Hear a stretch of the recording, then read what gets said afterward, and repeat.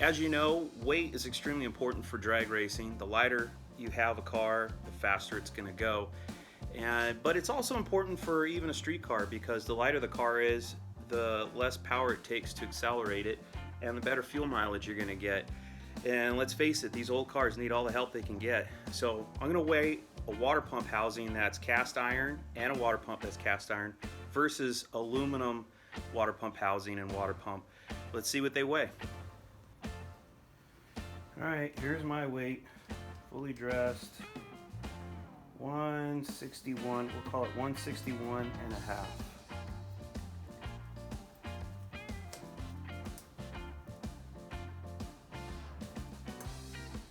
Alright, with the cast iron,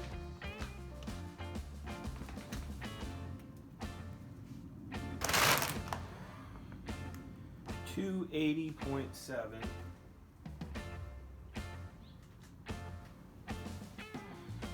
Alright, with the aluminum,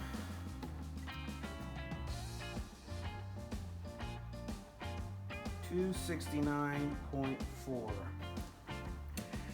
Alright, so the cast iron water pump and housing come in at 19.1 pounds, and the aluminum water pump and housing come in at 7.8 pounds. So that's like an 11 pounds weight saving.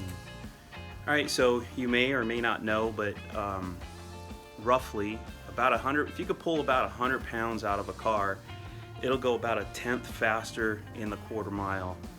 And a tenth in length is about a car length. So if we could pull 100 pounds total between the aluminum heads, the intake manifold, the water pump housing, and maybe some other things, you know, gaining that car length without having to actually make more horsepower to do it, it's, you know, take it. Why not take it if you can?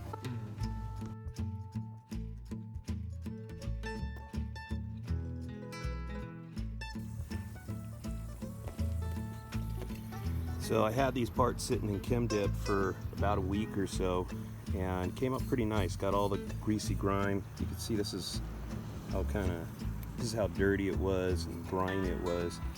This part was sticking up and out of the fluid. So I don't need this thing right away, so I'm gonna go stick it back in there. It's not gonna hurt it if it stays in there for longer than a day. These guys are all pretty clean. They were completely submerged. I'm going to go ahead and hit it with the wire wheel to knock off all the surface rust that came about when I rinsed it, and we'll paint it up.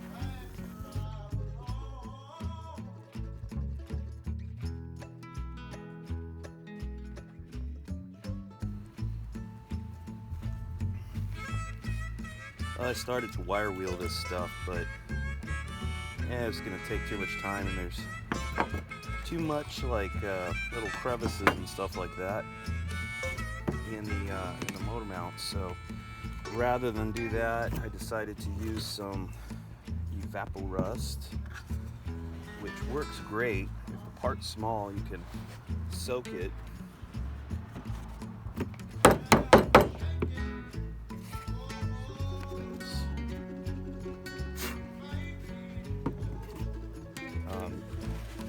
And it pretty much gets all the rust gone.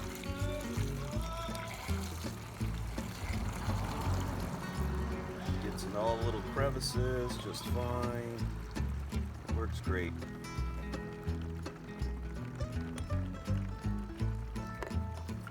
Look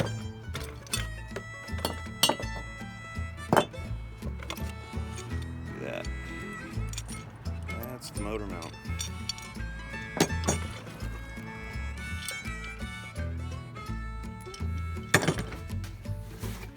Alright, so I got this 2-liter bottle I cut. I put the motor mounts in there. I don't want to rinse there's like a film of Evapo-Rust on there, so we can't paint over that. And I don't want to rinse it off with water, because then it'll basically flash and have surface rust on there. So I'm going to use vinegar, pour it over the motor mounts to try to get the last bit of the Evapo-Rust off of here.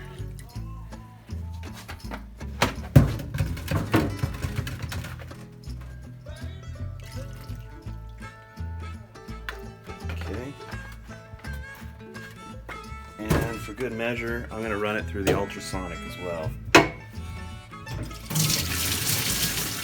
Alright, water's hot.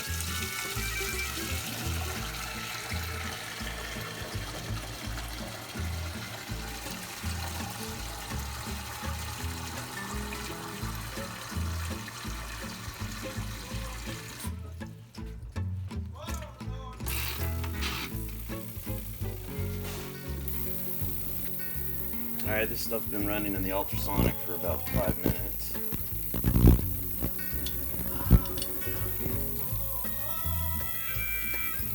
Feels good. Go ahead and let it dry in the sun.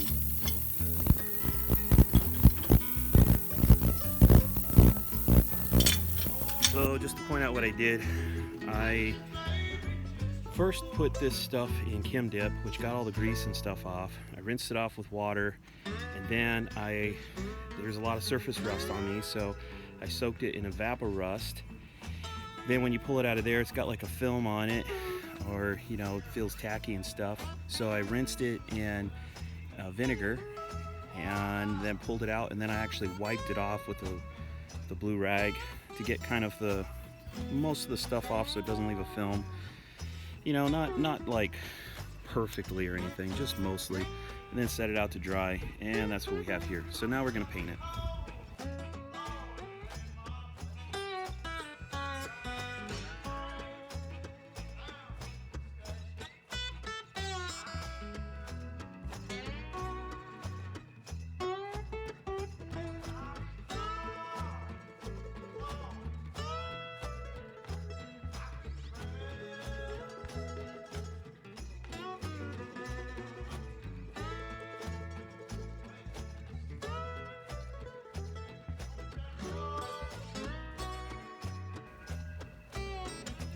Typical car issues.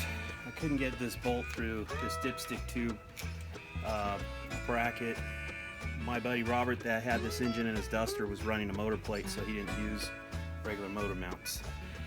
So we had to run a rasp through here to try to open it up so that I can get the bolts through there.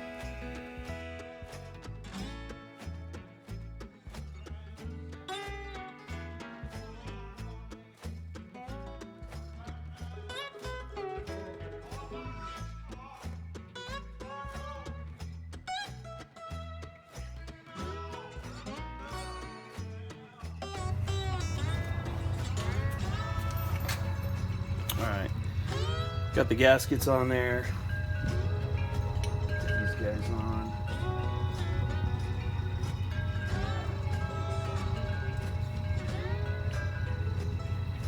I went ahead and sprung for the bolt kit, water pump housing bolt kit. So from the factory, these wouldn't have got washers.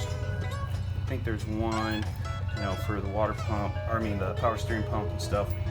That would have a washer on it, I think. The rest of these don't. But because this is an aluminum one, I put these washers on here because I don't really want the head of the bolt just carving into the aluminum. So it's kind of a last minute thought to go ahead and throw these on there with a set of washers on them.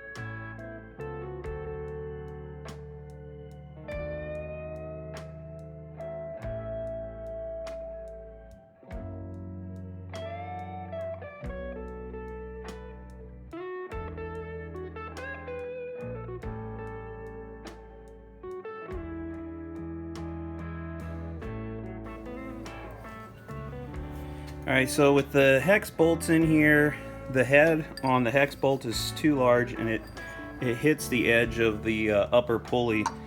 So you have to, for March pulleys, maybe not all sets, but this particular set, pulley comes back pretty far. So you have to swap out to these button heads to get the clearance you need so it doesn't rub. And at some point, I basically silicone these washers in there because I had to space it out. So I'm gonna mock everything up, see where I need to be, and then go from there.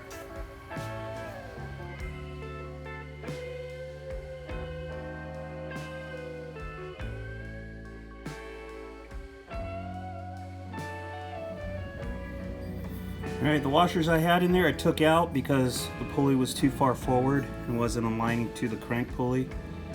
But man, that is close. Look at that gap. Super small gap. Oh well, it's gonna work. Get the angle right, but basically the pulley's here aligned. So that's good. And I just gotta check it against the alternator. Alright, kind of got a belt on here. I don't know if you could tell because it really is dependent on the angle of the camera, but basically the alternator is too far back. So I believe that that's a dual pulley for air conditioning. This is a single pulley, and it looks like to me this one might be back farther. So I'm going to try putting this one on and see if it aligns. It gets kind of funky because if this were an AC car, the alternator bracket would come off of here, and then this ear would be on the front side. But on a non-AC car, I believe the bracket's on the front side. Yeah, so anyway, we'll try putting the other alternator on, see if that aligns. I think it will. I think it should. Something else too is, I don't know, washer-wise, see, so it's kind of loose. I'm probably going to have to add a washer here. Because I put this bracket on, I had this bolt loose, and it was tight down here and here, and it was basically pivoting off of the water pump right there, and I thought, oh man, do I need to grind that? It's like, no, it shouldn't, because that area is on plane with this and the water pump, so I don't think it should be ground. I think it should be sitting flat. So I think the bracket was kind of kicking over. So anyway, we'll put a washer. We'll space it out so that it's right.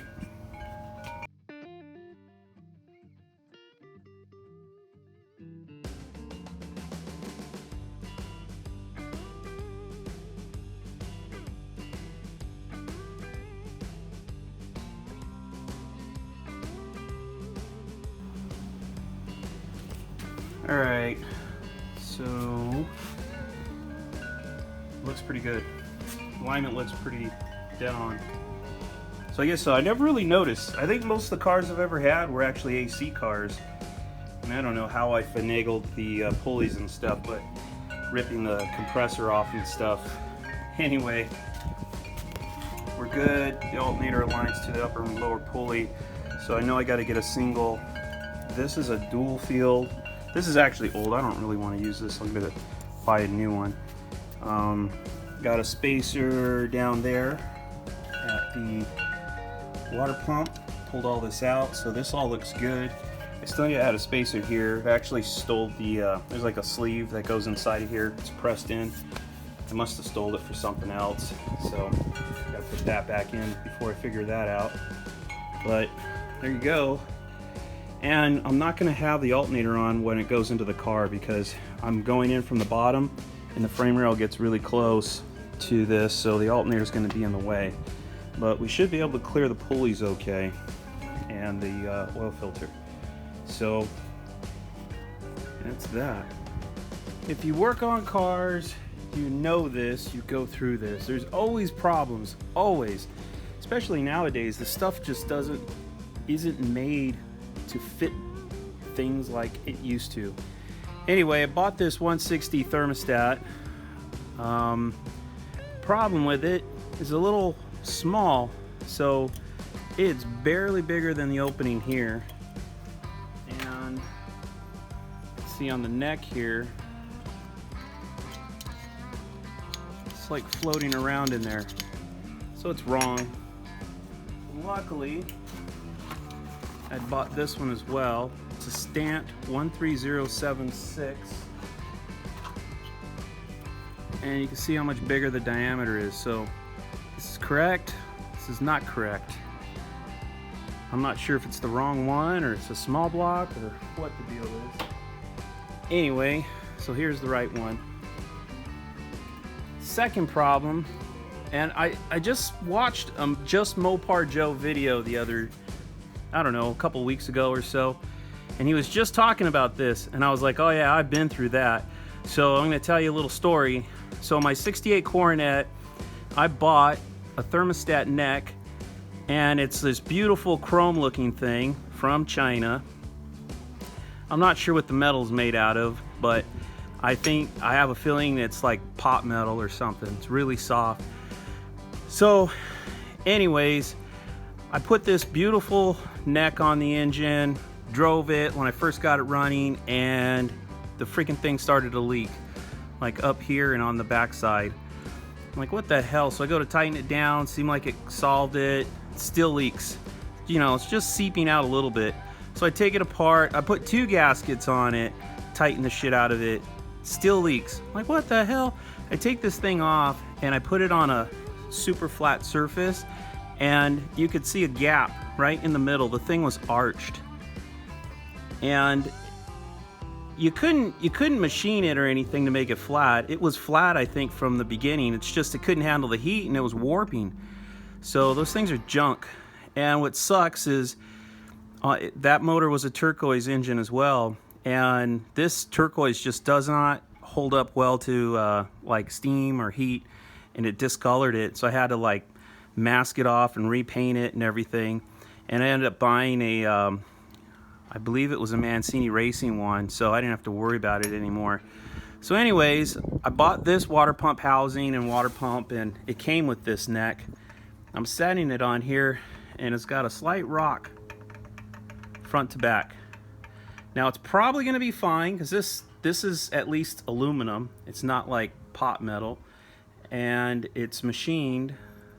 The gasket will probably take it up, but you know, I don't have time for things to go wrong. Like, I need to have as many things go right on this engine and this car as possible, because that window is closing. Duct tape drags is coming up quick, and man, I can't afford to have problems. So I happen to have a Mancini Racing one. This is the part number. There was a screw between there, but I think it was MR something AL75. Should be pretty easy to find on their website. And this thing is just like totally machined. Look at that. It's like, I assume it's billet aluminum instead of cast. So why even mess around? I'm not gonna mess around. I mean, this is, like I said, this is probably fine, but I'm not gonna chance it on this engine. So put the Mancini Racing one on here. Does it rock? No, it doesn't rock. It's perfectly machined flat. So we're gonna roll with that.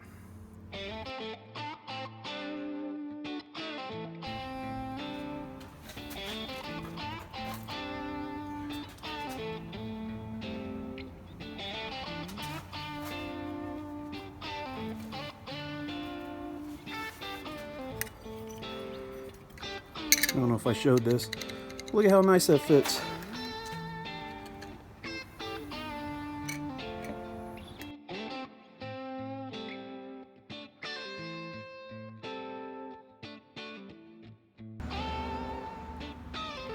That's funny. The mailman just got here, so I don't want to give away any addresses. From JMJ. The only JMJ I know is Just Mopar Joe. Don't give away my address either. It's Mopar. So what the heck? Alright, Joe, you're surprising me, man. I don't know what this is. I mean, feels like a t-shirt.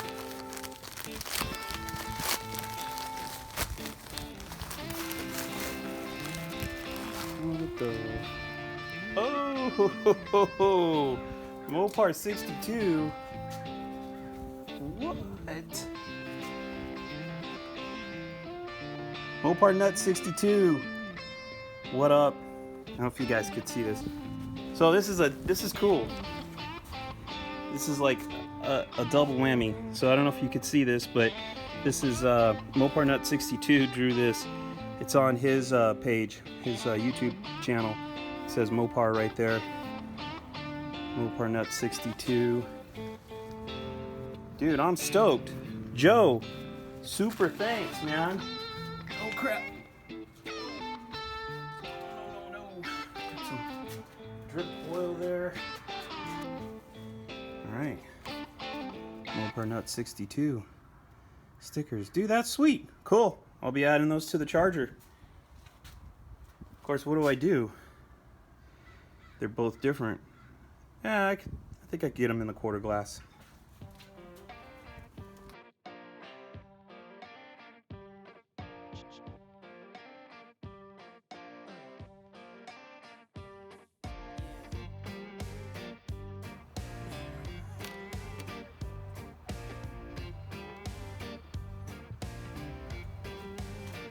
All right, so all this came at a surprise from Just Mopar Joe.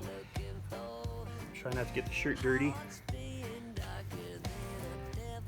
Check that out. He had some Mopar Nut 62 shirts made. I don't know if you can see that. This is a Ram, and right here you can see Mopar in there. Go check out Mopar Nut 62. Cool dude. He always participates in all our stuff. He's always watching our videos, making comments. He jumps in on the live streams. He is a ray of positivity. Super cool guy. He works on a lot of different cars, but he is a Mopar guy, and he's got Mopars. He does some cool stuff with some model cars. So go check out my buddy Mopar Nut 62.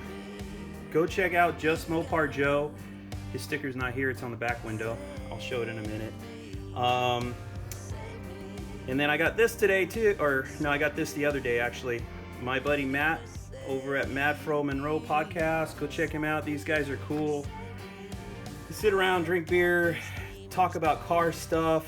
I mean, it's just a good time every time. So if you like cars, you'll dig them, and you don't have to be Mopar specific. They kind of talk about everything. But my buddy Matt Monroe, if you look him up at Biggs Block Garage on YouTube or on Facebook or Instagram, he is working on a Duster, doing a Gen 3 Hemi swap on it. So cool guy. Go check him out. Check out their podcast. It's on all the podcast channels. Adam over at Hoosiers Garage. I always say Hoosiers Garage. It's Hoosier Garage. Anyway, go check out Adam. He's doing a boogie van, and he is really close to getting that thing done. So, I mean, best I can tell, it looks like it just needs paint on the outside and it's finished. So he's got to be pretty close to wrapping it up. He's also approaching his 1,000 mark for subscribers. So if you're not subscribed to him, do me a favor, go check him out. Hopefully you like his channel, and please subscribe to him, and let's help push him over the edge. And then you needs no introduction. Chris Albrook over at Talking Mopars podcast. Go check that out if you're not looking at him already. You probably are. You probably already know. It's a pretty kick-ass podcast about Mopars, and boy, it's just about everything Mopar. Super cool podcast. He does do some stuff on YouTube, but not much. He's mostly on Instagram and the podcast and on Facebook. Go check out Vic's Garage. He's doing a 71 Scratch that. 71 Charger. Like the picture. He does some cool retro videos, like old commercials and stuff, and then he also does videos on his 71 Charger he's working on. And if you didn't catch it, that says Vic's Garage, not Vic's Charger. So go check him out. He is a super cool dude. And just to run through the back real quick, you gotta excuse all the dirt. It's been dusty out here. Try to reach over here. Just Mopar Joe, go check him out. I'm sure you've already seen his channel. He's a super cool dude. He does some cool Mopar stuff everywhere. And then there's Bud Max sticker. EPA endangering performance automobiles. Chris Albrook, as he always says, no Mopar left behind. And then, of course, Side Road. He's the guy that he does stickers. If you need stickers or some artwork. Go check him out. Side road. All right, I'm gonna get some stickers on this other side, and then I'm gonna get back to work.